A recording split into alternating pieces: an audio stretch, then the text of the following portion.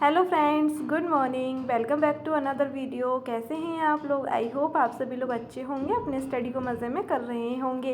तो friends, morning के 5 बजे हैं और मॉर्निंग की ठंडी ठंडी हवा के साथ गरम गरम चाय को एंजॉय करते हैं। तो फ्रेंड्स, हुआ क्या था मैं आप लोगों को बताती हूँ। जैसे आज मैं उठी सुबह, तो सुबह मुझे सबसे पहले मुझे भूख लग रही थी। पता नहीं क्यों मुझे सोते सोते ही भूख लग रही थी। उसके बाद मैं उठी, उठने के बाद जैसे नॉर्मली जो काम रहते हैं, टूथपेस्ट वगैरह करना, वो करा और साथ में ही मैंने चाय बना रही। तो थोड़ा सा स्नैक्स वगैरह मैंने कर लिया है। उसके बाद अब बैठ गई अपनी स्टडी को कंटिन्यू करने के लिए। और जैसे कि आप लोगों को पता ही है कि अभी मैं सुपर टेट की प्रिपरेशन कर रही हूँ। आज है डे 7। तो आज डे 7 में हम देखते हैं कि आज कौन कौन से टॉपिक को कवर करते हैं और आज की हम स्टडी कितनी कर पाते हैं। तो फ्रेंड्स, सबसे पहले तो ब्लॉग को स्टार्ट करने से पहले मैं आपको थैंक यू बोलना चाहूँगी कि आप थैंक यू सो मच कि आपने मेरी वीडियो पर क्लिक किया है। और फ्रेंड्स, उम्मीद करती हूँ कि आप लोग मुझे आगे भी इसी तरीके से प्यार और सपोर्ट करते रहेंगे। तो फ्रेंड्स, अभी मॉर्निंग का फर्स्ट स्लॉट है मेरा और अभी मैं जो फर्स्ट स्लॉट में की हूँ वो कर रही हूँ अभी साइंस का। और साइंस का जैसे कि आप लोग को पता है कि गति का चैप्टर मैंने कल कंप्लीट किया था। आज मैं कर रही हूँ प्रकाश लाइट। तो फ्रेंड्स, इसी के साथ में आप लोगों से एक क्वेश्चन पुटअप कर रही हूँ और कमेंट करके मुझे ज़रूर से बताना उसका आंसर। तो जो प्रकाश वर्ष है वो किसका मात्रक है? तो आप लोग कमेंट करके बताना। आगे बढ़ते हैं अपन। इसी के साथ फ्रेंड्स, मैं आप लोगों के कुछ कमेंट्स पर बात कर ले रही हूँ। तो फ्रेंड्स, जब से मैं सुपर टेट की जर्नी आप लोगों के साथ शेयर कर रही हूँ, अपना रूटीन आप लोगों के साथ शेयर कर रही हूँ, तब से मैं देख रही हूँ कि कुछ कमेंट्स नेगेटिव बहुत ज़्यादा आ रहे हैं कि अभी कोई भर्ती नहीं आने वाली है, 5 साल से तुम कुछ नहीं कर पाएंगे तो किसी और चीज़ की प्रिपरेशन करो, बिहार का प्रिपरेशन करो, वगैरह वगैरह। तो एक बात बताइए कि अगर सुपर टेट की प्रिपरेशन मान लो नहीं भी आई, तो ये स्टडी जो पढ़ाई मैं कर रही हूँ वो ख़राब हो जाएगी क्या?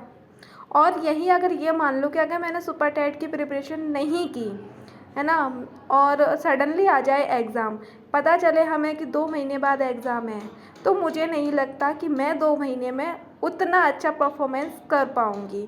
क्योंकि अपनी मतलब बोलते हैं ना, अपनी हकीकत सबको अपनी पता होता है। तो भाई, मैं अपनी कैपेसिटी के अकॉर्डिंग मैं अभी से अपनी स्टडी कंटिन्यू कर रही हूँ और मैं अपनी जर्नी आप लोगों के साथ शेयर करती हूँ। अगर आप लोगों को मेरे साथ स्टडी करना है तो आप लोग को कर सकते हैं, अदरवाइज़ आप अपने एग्ज़ाम की स्टडी करो। मैं तो सिर्फ आपको मोटिवेशनल वीडियो आप लोगों के साथ शेयर करती हूँ कि हाँ, मैं घर के रूटीन, घर का जो काम होता है उसे करने के बावजूद भी मैं 6 से 7 घंटे डेली अपनी स्टडी के लिए कैसे निकाल लेती हूँ। आप सिर्फ अपनी स्टडी के लिए मोटिवेट हो सकते हैं। ज़रूरी नहीं है कि जिस एग्ज़ाम के लिए मैं प्रिपरेशन कर रही हूँ उसी एग्ज़ाम के लिए आप भी प्रिपरेशन करें। आपको अगर लग रहा है कि आपको RO का करना है तो आप RO की प्रिपरेशन कर सकते हैं। आपको लगता है कि आपको यूपी पुलिस के लिए करना है तो आप यूपी पुलिस के लिए कर सकते हैं। अब आप एक बात बताइए, पहला बात फर्स्ट तो ये है कि RO में मेरा फॉर्म फिलअप नहीं हो पाया था कुछ रीजन से। तो इस वजह से मैं चाहते हुए भी RO की अभी प्रिपरेशन नहीं कर सकती हूँ। सेकंड चीज़, यूपी पुलिस का मैंने फॉर्म फिलअप किया था, बट मैंने जो फर्स्ट पेपर हुआ था वो नहीं दिया था और ना ही अब मैं सेकंड पेपर दूंगी। क्योंकि आप लोग जानते हैं, यूपी पुलिस के लिए हर किसी की फैमिली एग्री नहीं करती है। इस वजह से मैं यूपी पुलिस का एग्ज़ाम नहीं दी थी और नहीं दूंगी। हाँ, अगर इसी जगह UPSI की अगर वैकेंसी आती है तो उसका मैं ट्राई कर सकती हूँ। तो इस वजह से रह बचता कौन सा एग्ज़ाम है मेरे पास? Teaching exam. तो टीचिंग एग्ज़ाम के लिए बात की जाए DSSB की, तो DSSB PRT में अभी तक कोई भी नोटिफिकेशन नहीं है।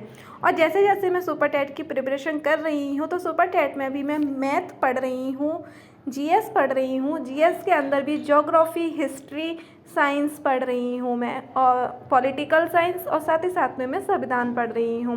इसी के साथ मैं दोनों लैंग्वेज पढ़ रही हूँ, हिंदी, इंग्लिश, और मैं मैथ भी पढ़ रही हूँ।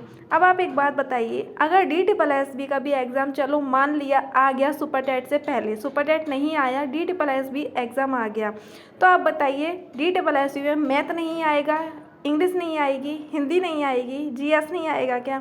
तो ये सारे सब्जेक्ट आएंगे ना। अब आप एक बात बताइए, DSSB के लिए, सुपर टेट के लिए अगर बात की जाए हिंदी की, तो कारक जो होते हैं वो चेंज हो जाएंगे क्या? दोनों एग्ज़ाम के लिए कारक अलग अलग होंगे, उसका रूल अलग अलग होंगे। मैथ की बात किया जाए, परसेंटेज DSSB के लिए और सुपर टेट के लिए अलग अलग हो जाएगा, उसके रूल्स अलग अलग हो जाएंगे क्या?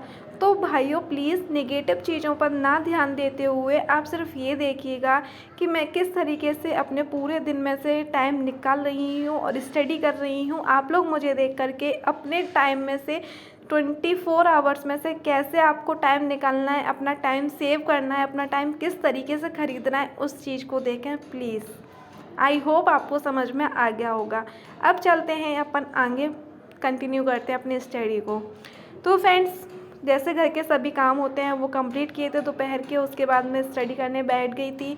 और अभी दिन ऐसे हो गए ना, होली के बाद ऐसा होता है कि दोपहर में थोड़ा सा नींद आने ही लगती है, खाना खाने पीने के बाद थोड़ा सा नींद आने ही लगती है, आलकस सा मुझे तो बहुत ज़्यादा आता है। तो मैं 1 घंटे के लिए सो गई थी और जब सो के उठी तो कुछ मीठा खाने का मन कर रहा था। तो मीठे में तो भाई आगरा का फेमस पेठा है, जो कि मैं आगरा के बहुत ज़्यादा नज़दीक रहती हूँ, तो पेठा तो ज़्यादातर हमारे घर में मिल ही जाता है। तो वही पेठा ही मैंने खाया। उसके बाद अभी ये टाइम हो रहा है इवनिंग का, मान लो 4 बजे का लगभग समथिंग का टाइम था। तभी फिर से मैं बैठ गई हूँ अपनी स्टडी को कंटिन्यू करने के लिए और अभी मैं रिवीज़न कर रही हूँ जीएस का। जो मैंने लास्ट डे पढ़ा था वो उसका मैं आज रिवीज़न कर रही हूँ, क्योंकि रिवीज़न बहुत ज़्यादा ज़रूरी है। अगर आप रिवीज़न नहीं करेंगे और नया नया पढ़ते रहेंगे तो उससे क्या होगा कि जो भी हमने पुराना पढ़ा है वो हमारे माइंड से स्किप होता रहेगा। तो इस वजह से आप नया पढ़ रहे हैं, बहुत अच्छी बात है, लेकिन आपने जो पुराना पढ़ा है उसे भी आप समय समय पर रिवीज़न करते रहें। इसी के साथ फ्रेंड्स, एक सिस्टर के कमेंट पर और मैं आप लोगों से बात कर लेती हूँ। एक सिस्टर ने मेरे से पूछा था, क्यूट गर्ल करके उनकी आईडी है, कि आप साइंस किस यूट्यूब चैनल से पढ़ती हैं और साथ ही साथ में करंट अफेयर। तो फ्रेंड्स, मैं आपको बता दूं कि करंट अफेयर के लिए अगर आपको डेली पढ़ना है, डेली रूटीन से, तो कुमार गौरव सर मॉर्निंग में 6 बजे क्लास देते हैं करंट अफेयर की। बहुत सही क्लास होती है, बहुत ठीक क्लास होती है, स्टैटिक जीके और साथ ही साथ में करंट अफेयर की क्लास रहती है मॉर्निंग में।